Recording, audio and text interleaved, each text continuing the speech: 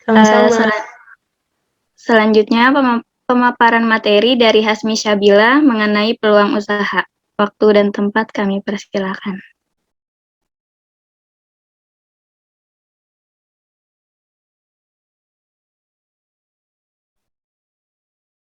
Halo, suaranya kedengeran belum? Sudah masuk, Bel. Kedengaran? Assalamualaikum warahmatullahi wabarakatuh. Waalaikumsalam warahmatullahi wabarakatuh. Selamat malam semuanya. Sebelumnya terima kasih banget udah menyempatkan waktunya malam ini untuk mendengarkan penyuluhan dan sosialisasi dari kami. Untuk selanjutnya, saya akan menjelaskan mengenai materi saya, yaitu mengenai peluang usaha yang akan saya sampaikan. Next cell. Oke, sebelumnya perkenalkan nama saya Hasmi Syabila Rusmadiani, biasanya dipanggil Bella, lahir di Yogyakarta. Lalu saya juga sebagai mahasiswi semester 6 dari program studi psikologi Universitas Al-Azhar Indonesia. Excel.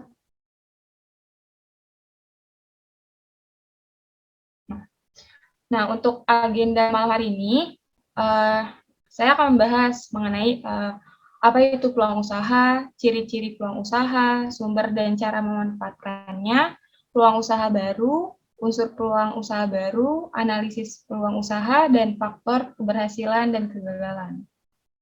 Next, selanjutnya. Nah, untuk peluang usaha sendiri itu,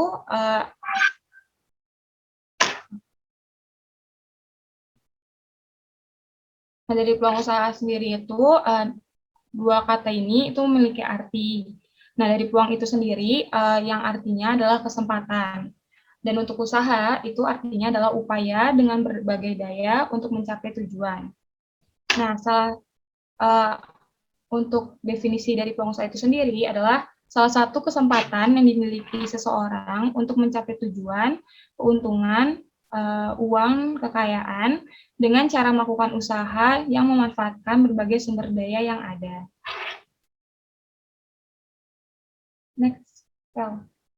Nah, untuk sumber-sumber peluang usahanya itu tuh dari mana aja sih? Yang pertama itu dari diri kita sendiri. Jadi, potensi apa yang kita miliki itu bisa kita kembangin sebagai usaha kita untuk membuka peluang usaha atau bisnis baru di lingkungan rumah kita. Terus yang kedua itu adalah keahlian atau kemampuan yang dimiliki. Jadi keahlian atau kemampuan apa nih yang kita miliki gitu.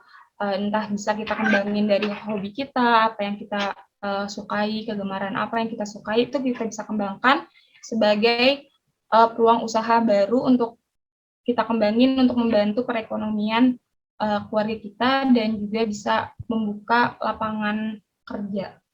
Dan yang ketiga itu adalah background pendidikan. Nah, dari background pendidikan ini sebenarnya sih tidak hanya pendidikan yang semuanya itu nggak penting apa ya, pendidikan itu sebenarnya semacam sama rata gitu. Mau entah itu dia lulusan SD, SMP, SMA atau kuliah itu sebenarnya sama aja. Yang penting kembali lagi pada diri kita, minat kita itu ingin mengembangkan keahlian kita sebagai membantu peluang usaha yang baru itu kembali lagi kepada diri kita gitu. Jadi minat kita misalkan di bidang bisnis ekonomi gitu. Nah, dari situ kita bisa kembangin gitu untuk membuka usaha apa, entah usaha membuka usaha warung atau usaha lainnya. Next cell. Nah, dari ciri-ciri peluang usaha itu sendiri, yang pertama, peluang itu orisinil dan tidak meniru. Dan yang kedua, peluang itu harus dapat mengantisipasi perubahan, persaingan, dan kebutuhan pasar di masa yang akan datang. Nah, yang ketiga, itu sesuai dengan keinginan agar peluang bisa bertahan dengan lama. Dan yang keempat, kelayakan usaha benar-benar teruji untuk dilakukan riset. Dan yang kelima, bersifat ide kreatif dan inovatif, bukan tiruan dari orang lain. Dan yang keenam, ada keyakinan untuk mewujudkannya. Dan yang terakhir itu ada rasa senang dalam menjalankannya. Next, Sel. Nah, cara memanfaatkan peluang usaha itu sendiri yaitu dengan percaya dan yakin.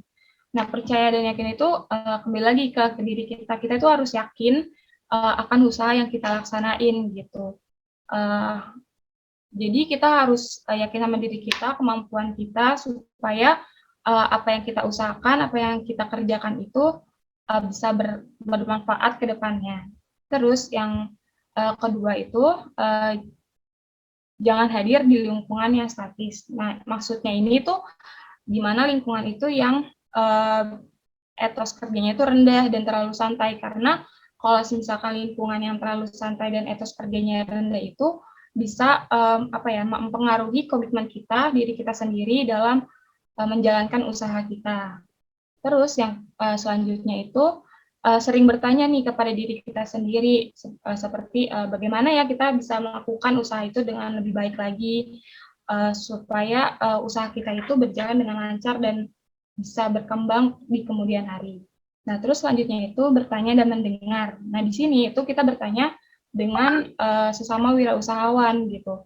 Bertanya bagaimana nih kita bisa bekerja sama, kita bisa mengembangkan dan membangun hubungan baik gitu supaya kita bisa bekerja sama mengembangkan usaha kita.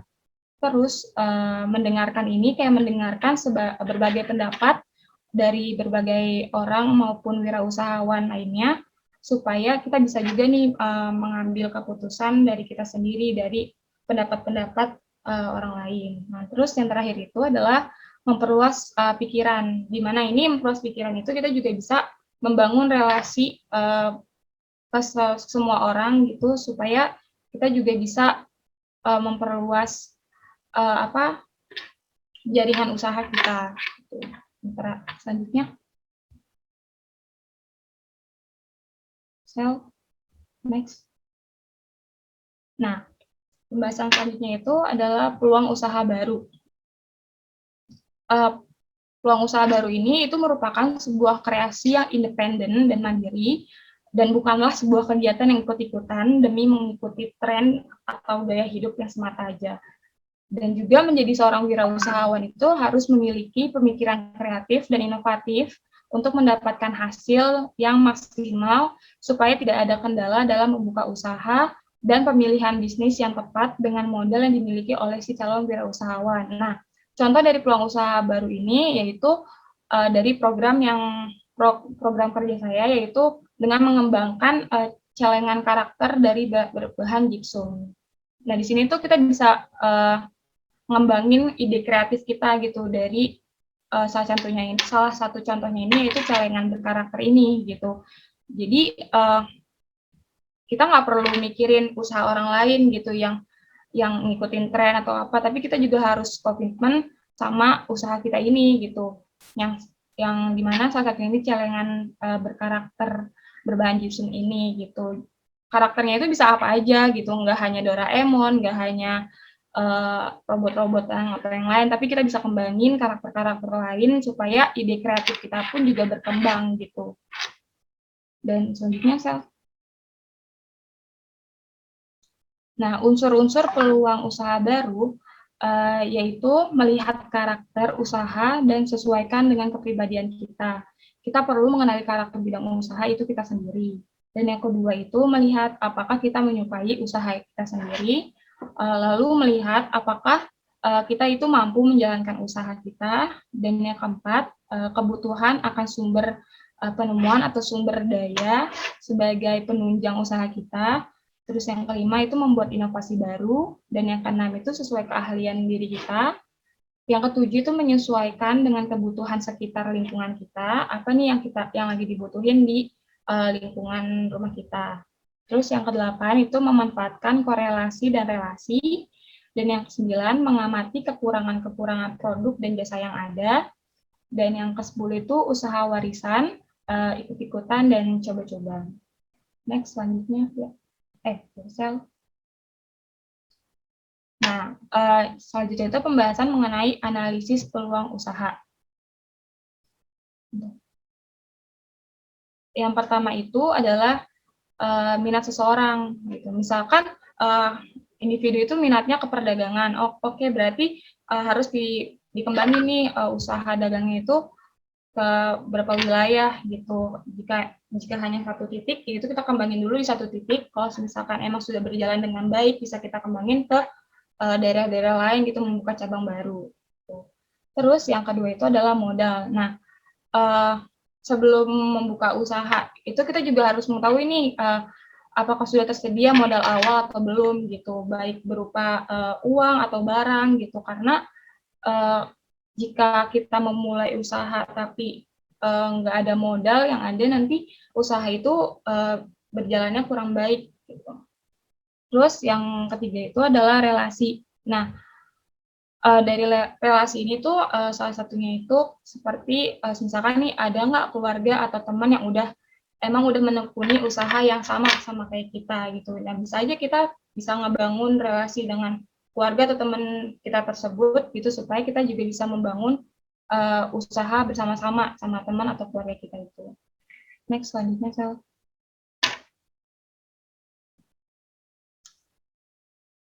Nah, selanjutnya itu adalah analisis peluang usaha berdasarkan minat dan daya beli konsumen. Nah, untuk mengetahui besar kecilnya minat masyarakat terhadap usaha yang kita dirikan itu, kita dapat melakukan observasi. Nah, dengan cara itu mengadakan pengamatan langsung ke pasar atau lapangan. Jadi, kita sebagai wirausaha itu kayak terjun langsung gitu ke lapangan. Kayak kita mengamati nih, menganalisis atau mengidentifikasi kebutuhan konsumen di lingkungan rumah kita tuh lagi butuh apa gitu. Jadi kita bisa ngembangin hal-hal yang emang lagi dibutuhin sama konsumen di lapangan. Dan kedua itu adalah melakukan wawancara. Terus yang ketiga itu memberikan angket atau kuesioner untuk diisi oleh calon konsumen supaya kayak kita tahu nih minatnya konsumen itu dalam sebuah barang atau jasa tuh kayak apa gitu, lagi dibutuhinnya tuh apa gitu. Terus next. Nah, yang selanjutnya itu adalah analisis SWOT. Nah, untuk analisis SWOT ini itu menganalisis peluang usaha gitu supaya bisa berjalan dengan baik usahanya. Itu yang pertama itu, SWOT itu singkatannya dari strength, weakness, opportunity, and threats. Nah, strength itu artinya itu kekuatan. Nah, kekuatan ini tuh kayak apa nih yang mendukung usaha kita untuk mencapai sasaran gitu. Terus untuk weakness itu adalah kelemahan apa nih yang bakal membatasi atau menghambat usaha kita. Jadi kita udah bisa mengidentifikasi terlebih dahulu nih hal-hal apa yang akan membatasi berjalannya usaha kita. Terus opportunity yaitu artinya peluang atau kesempatan. Itu peluang usaha apa saja yang menguntungkan dan sesuai dengan kemampuan kita sendiri. Dan terus untuk threats itu adalah ancaman, artinya kayak ancaman apa saja nih yang akan terjadi saat kita lagi membuka usaha. Terus next.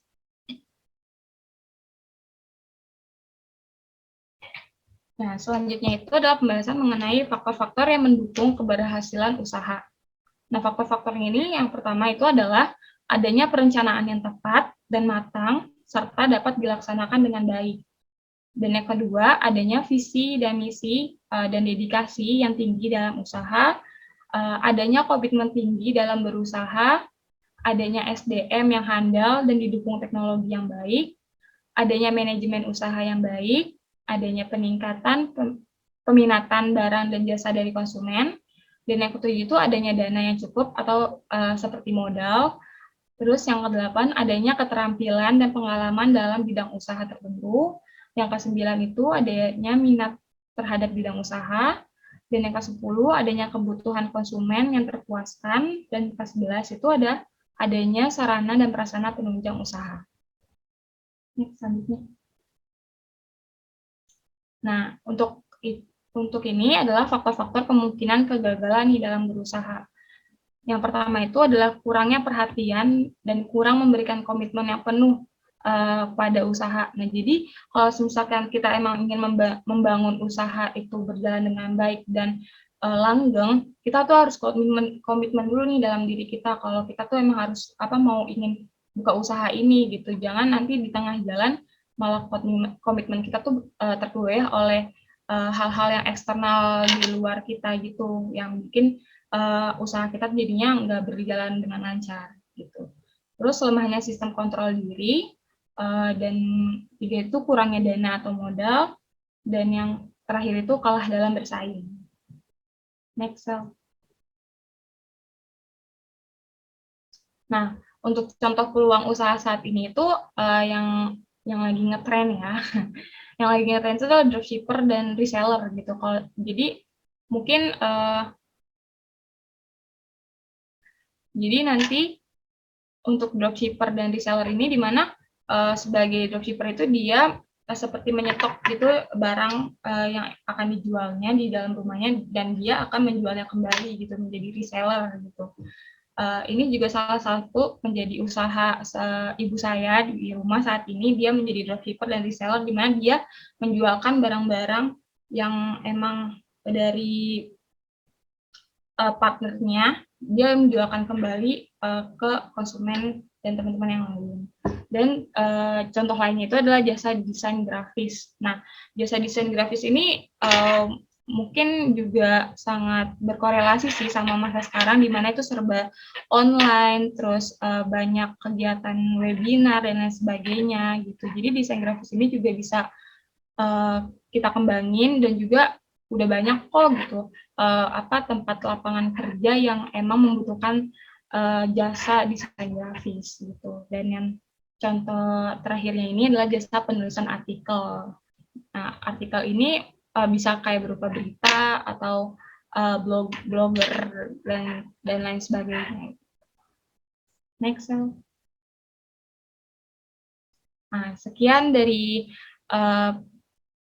materi saya yang sudah saya jelaskan. Kurang lebihnya mohon maaf jika ada salah kata. Wassalamualaikum warahmatullahi wabarakatuh. Waalaikumsalam warahmatullahi wabarakatuh. Terima kasih Kak Bella atas pemaparan materinya. Aku boleh nanya gak nih Kak? Oke, boleh. Berarti peluang usaha ini dapat diperoleh setiap orang ya Kak Bella? Boleh, bisa banget buat semua. Ini berarti untuk yang ada di sini, semoga lebih semangat untuk mencari peluang usahanya, karena tadi Kak Bella udah bilang kalau setiap orang mempunyai kesempatan untuk memperoleh usaha ya Kak Bella. Salah satu contoh peluang usaha yang tadi Kak Bella contohkan yaitu celengan karakter berbahan berdasar gipsum ya Kak Bella? Iya benar, celengan berbahan gipsum. Iya, itu salah satu kerajinan yang sangat menarik loh. Tadi juga udah dijelaskan sama Kak Bella mengenai analisis SWOT untuk menganalisis peluang usaha yang akan kita ambil agar mengurangi tingkat kerugian ketika memulai usaha. Terima kasih ya Kak Bella. Iya, sama-sama Kak Fira. Terima kasih semuanya.